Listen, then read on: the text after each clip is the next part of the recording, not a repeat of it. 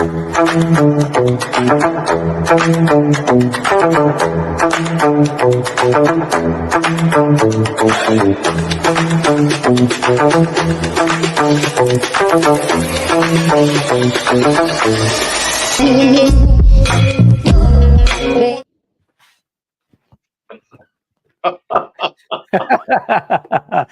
Roger. How are you doing, my Hello, friend? everyone, and welcome again to Great Combos. Look at him, he's like the Flash. He just appeared. I am Roger, and that man over there who just flew in quick enough. I'm Alexandre. Today I am the words guy. I think words are very important when we present a speech, when we have a presentation, or when we have a debate. Roger, what's your title today? I am the delivery guy, and how you say or how you deliver your speeches is a very key component to bringing it across to your audience and connecting. But today is a special day. We are going to be talking about an event that happened last week on Tuesday, I believe it was, and it was the debate, the presidential debate between Kamala Harris and Donald Trump. And Alex, you want to tell our listeners, first of all, thank you very much to our listeners who are here with us. You could have been anywhere, but you are here with us, and we appreciate you. We want you to be a part of this conversation. It will get intense, but we're not going to be talking about the politics. Alex? That's right. We will resist the urge. And you've got a few people online asking if the delivery guy does pizza as well, and if we need to tip you. Aha, not that sort of delivery. I love it. Thank you for the word plays, my friends. So what are we doing today? When we look at the debate, it was really interesting watching it.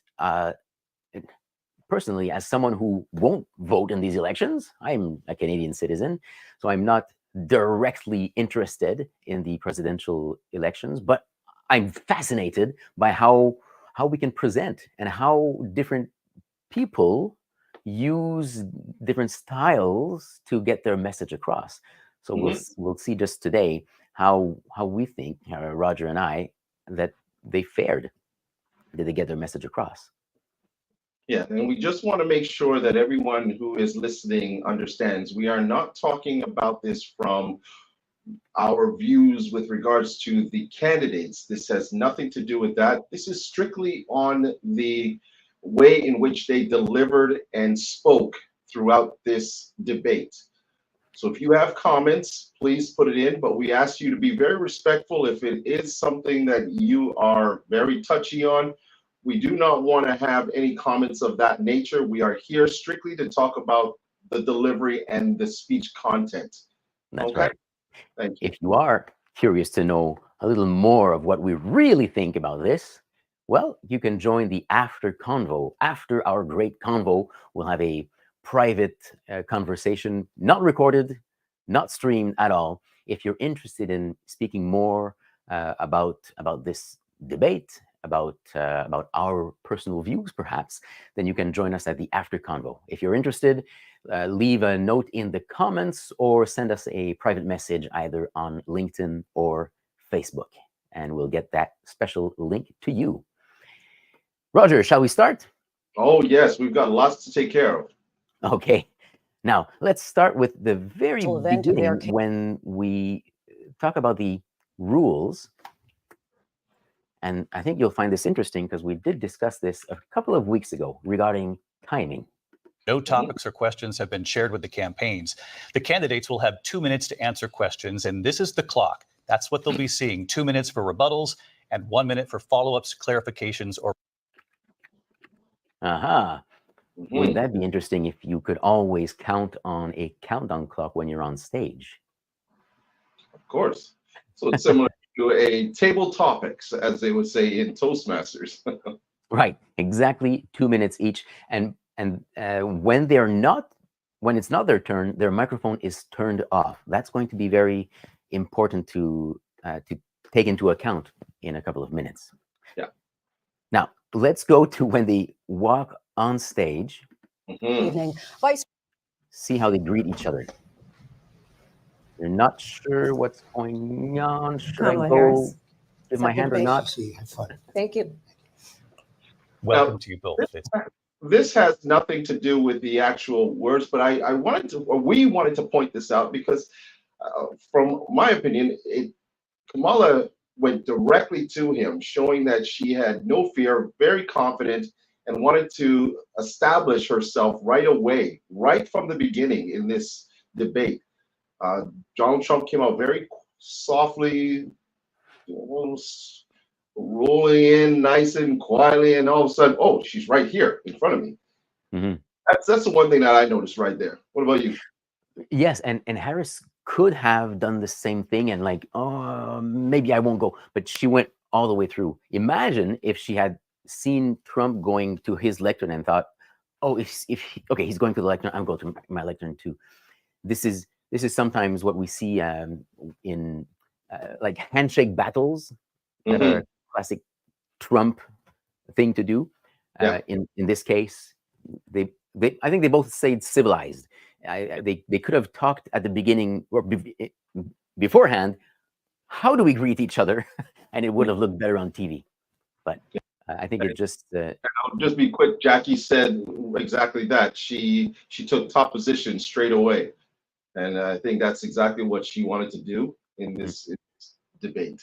Yes, good observation. Now, what's the first question that the moderator will ask? Mhm. This That's will wonderful. be To the right. economy, do you believe Americans are better off than they were 4 years ago? So I was raised as a middle class kid, and I am actually the only person on this stage who has a plan that is about lifting up the middle class and working people of America. The question was, are Americans better off now than they were 4 years ago? I won't play the whole 2 minutes, but she doesn't answer it. Roger? She doesn't answer it right away, and she uses a filler word right from the beginning. So notice that she uses that, and that seems to be her crutch word throughout this debate. She uses the word "so" a lot to begin her sentences or her statements. Right. I counted 6 of them during the debate where she starts with "so." And this is, we might touch on this later on, but it also signals, I think it's a sort of tell, that whenever she starts with "so," what follows is very rehearsed, very polished. It's almost like she's looking for, okay, what do I need to say? Okay. Oh yeah, this 2 minutes. So I was born in a middle class family. Now let's see how Trump begins exactly 2 minutes later. Right here. Oh, sales tax. That's an Harris. President Trump, I'll give you 2 minutes. First of all, I have no sales tax. That's an incorrect statement. She knows that. We're doing tariffs on other countries. Other countries are going to finally, after 75 years, pay us back for all that we've done for the world. And the tariff will be substantial in some cases. I took in billions and billions of dollars, as you know, from China. In fact, they never took the tariff off because there was so much money they can't. They would. Okay, so it gives the tone from Donald Trump here. Yeah. So he starts off very calm in this debate, and he responds to her part of her comments. He responds by immediately talking about what he has done beforehand. And I like that he was able to be very articulate at first with his thoughts. Now we've seen change over the time of this debate, but in the beginning, delivery-wise, he comes direct, speaks on what she said, and is very calm in his demeanor as he delivers. That's right. Yeah, it'll be interesting to see how his voice changes throughout. Now let's go to a couple of minutes, about 5 minutes later. This is really interesting. This is a power move by Harris, where she announces what we will hear from Trump. And this is a very lawyer move on her part. a bunch of lies, grievances Sorry. from the same old tired playbook on this debate tonight on what we know are the aspirations and the hopes of the American people. But I'm going to tell you all in this debate tonight, you're going to hear from the same old tired playbook a bunch of lies, grievances, and name calling. What you're going to hear tonight is a detailed and dangerous plan called Project 2025 that the So she's already setting up expectations. Mhm. Now this is risky, right? Yeah.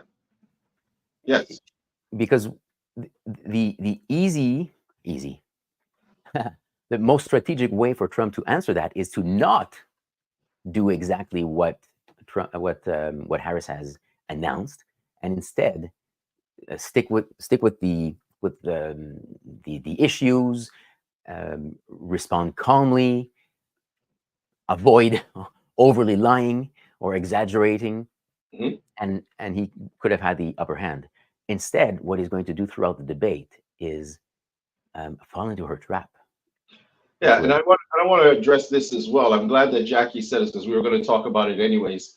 The stance and the look that each candidate has right from the beginning, very open, very inviting, is Kamala, where you have Trump, who is got the grumpy face, closed look to him.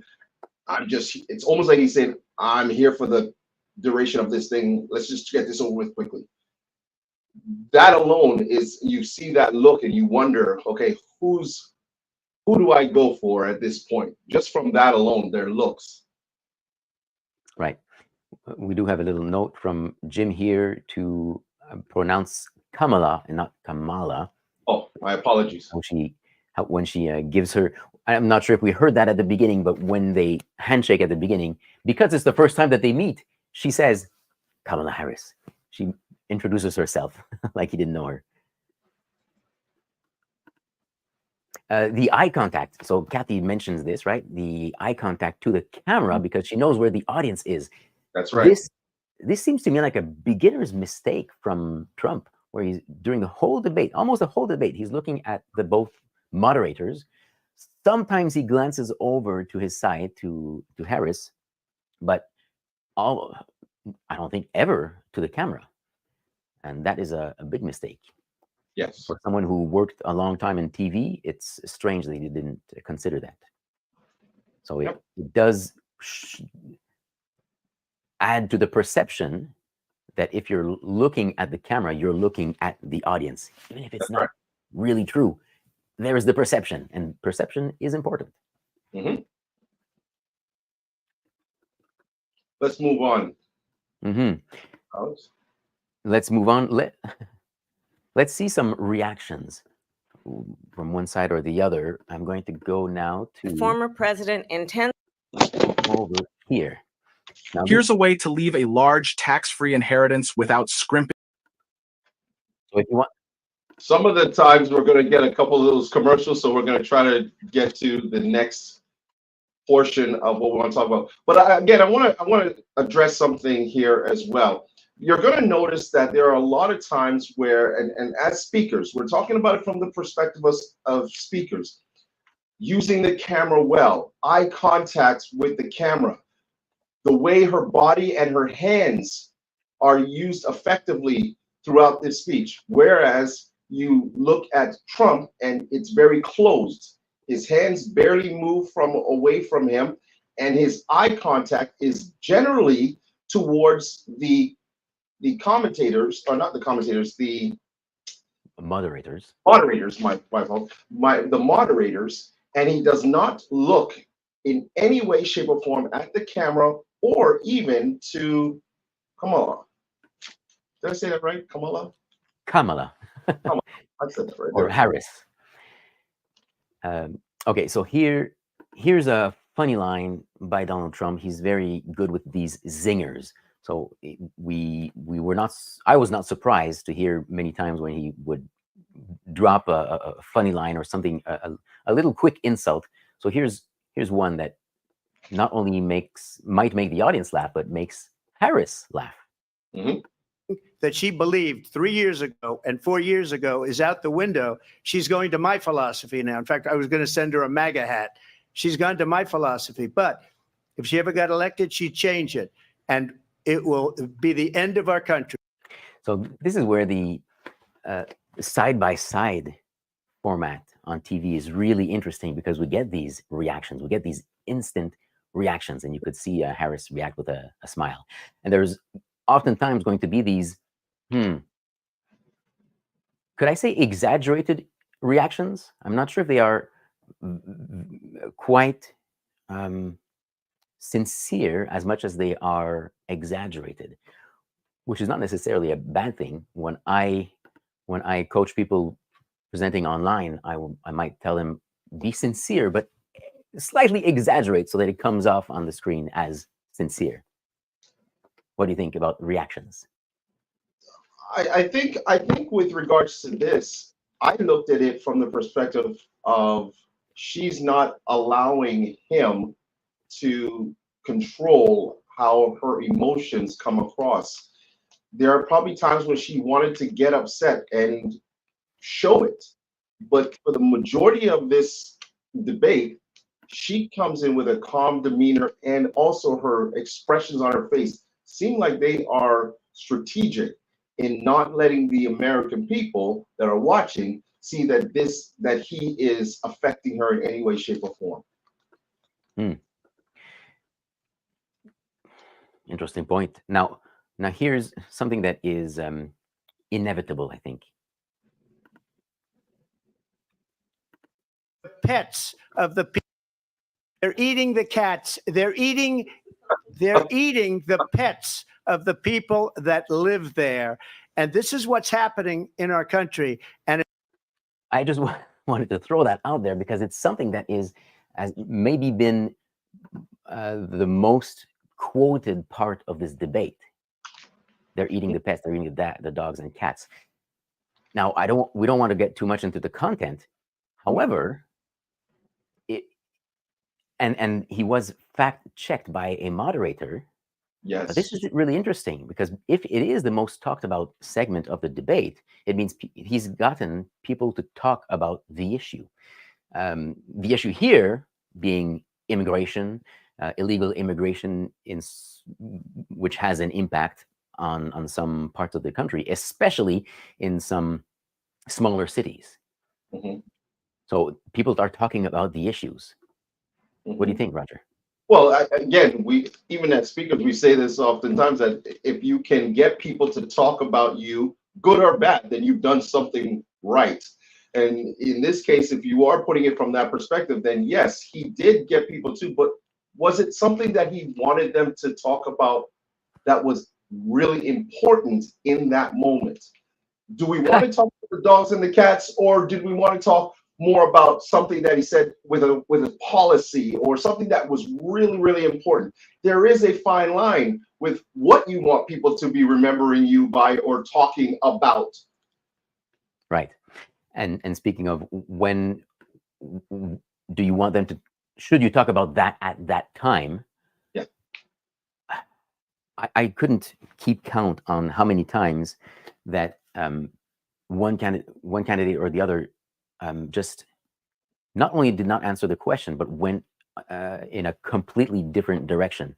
And we'll get to that in a minute, because I think it's fascinating to see how particularly Donald Trump does this. And is it useful? I'm not sure. It gets people to talk. So we'll have an example a little later on. I do want to go to so these attacks, they're constantly attacking each other, right? Yep. And they can attack on what has happened in the past, because they've both been in the administration, one as a president, one as a vice president. So they can attack each other. But here is when Harris attacks Trump on it's a shame. Things that happened way in the past, particularly, more specifically, on his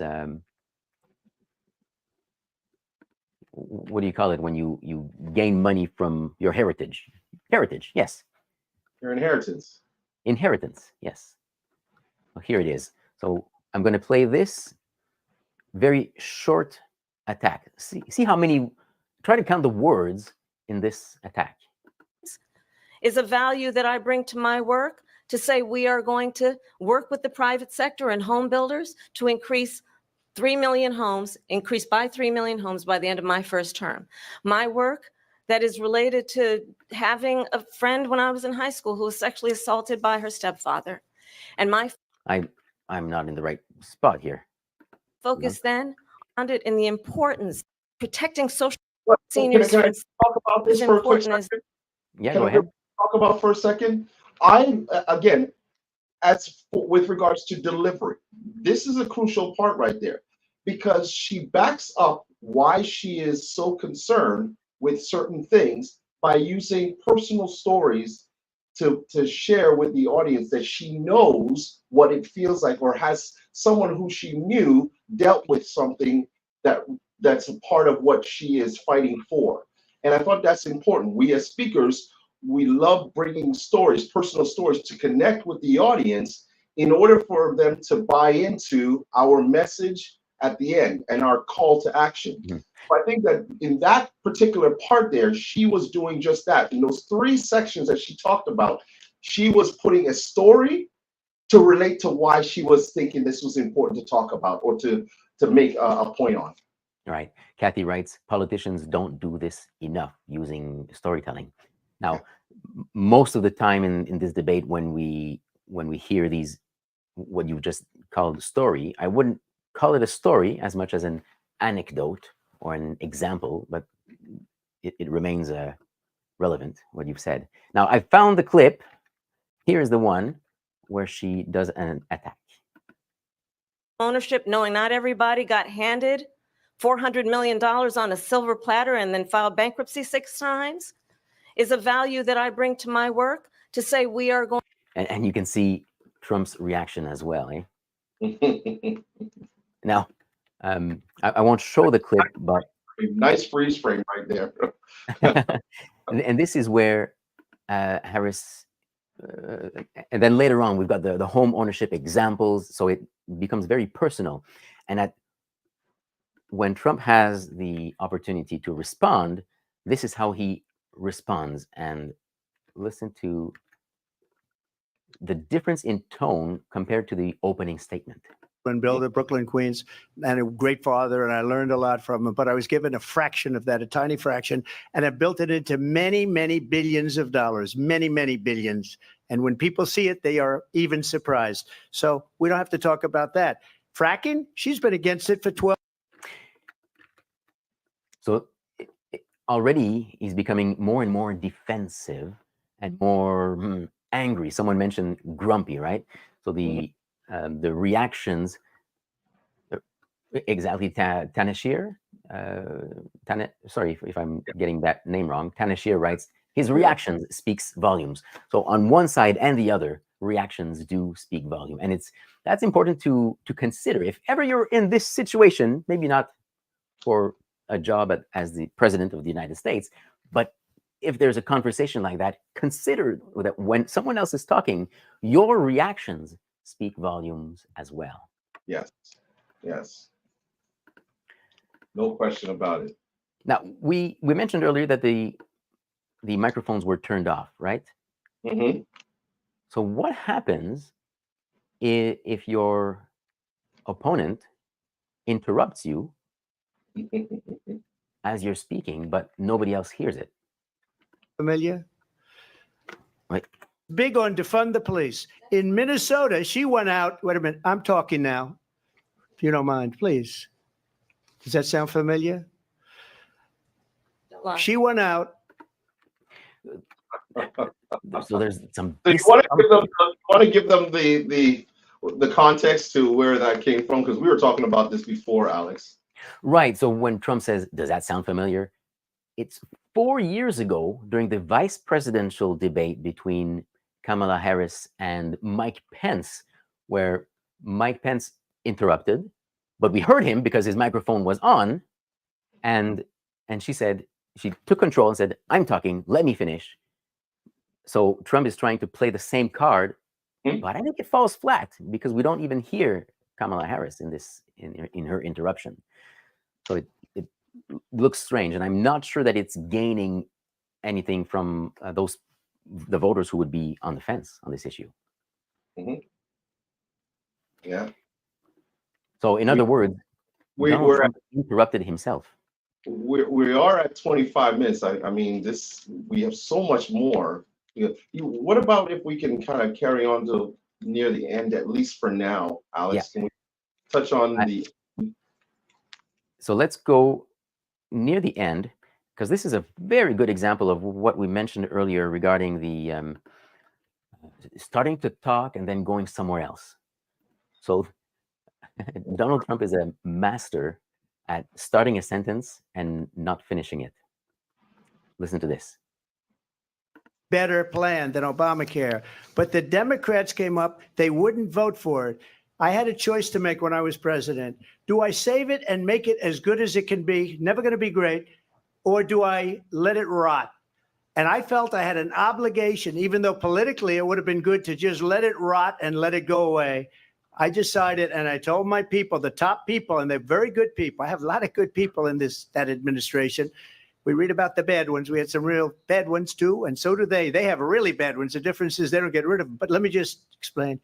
I had a quick pause. See how Harris has about the same expression on her face as we do. We're like, where's this going? He's not finished his side note yet. So he started saying, I told my people, really good people, not bad people. Choice to make. Do I save it and make it as good as it can be, or do I let it rot? And I saved it. I did the right thing. But it's still never going to be great, and it's too expensive. Yeah. A lot of times we notice that, and I'm going to touch on something that I believe AJ, I want to touch on what AJ said, AJ Herring, which is something we were going to say as well. First of all, he has the tendency to jump from thought to thought when he is speaking. And as a speaker, we know that when you're delivering a speech, you don't want your audience to be questioning who, what, where, why, and how, and stuck in certain spots of your speech or wondering what direction you're going to. But he does that a lot of times throughout his speech, and in times when he was rebuttaling, he would often do that. Now, with regards to AJ, this is funny because we noticed this, didn't we, Alex? That a lot of times on both sides, they would not answer the question that was actually asked of them. But they were stuck in debating something that was said prior rather than sticking to what the moderators are asking. Now, I don't know if that's a tactic in some way, but I do know that in my opinion, they are trying to hammer out so that people understand this is what I want you to understand, I want to talk about, and trying to get it across to the audience. This is what I want. I don't care if we're talking about this subject. I want to talk about this again. Yes, and they both do that, and it's what we see often. So as AJ mentions, it's a tactic. It's a tactic, and sometimes it works, and sometimes it doesn't. And here's the thing: I don't know if generally populations have evolved in their thinking, or at least in the way that they have access to information and to different media and videos. But I think the audience is smart.